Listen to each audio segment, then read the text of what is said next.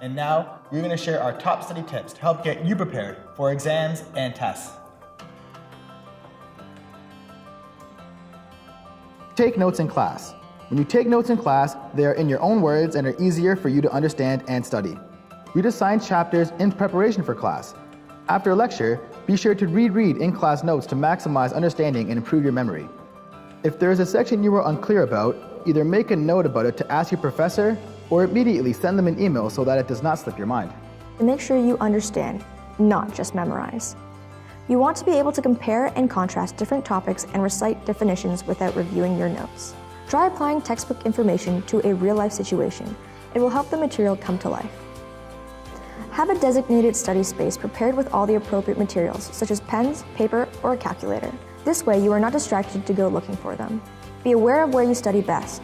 For some, it's at home, while others, it may be at a library or at a coffee shop.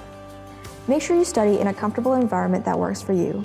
Avoid distractions like having your BlackBerry or iPhone, your pet, TV, or laptop if you don't need it. It is important to test yourself so you are aware of the material you have mastered and the topics you need to review. You can test yourself by using the practice quizzes that can sometimes be found at the end of textbook chapters or online key codes, which can have review materials. It is a good idea to have your family and friends test you as well.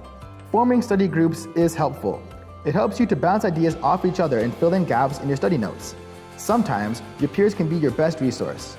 You may be stronger in one area than your peers, and you can really help balance each other out. However, be careful that they do not distract you and take away your study time.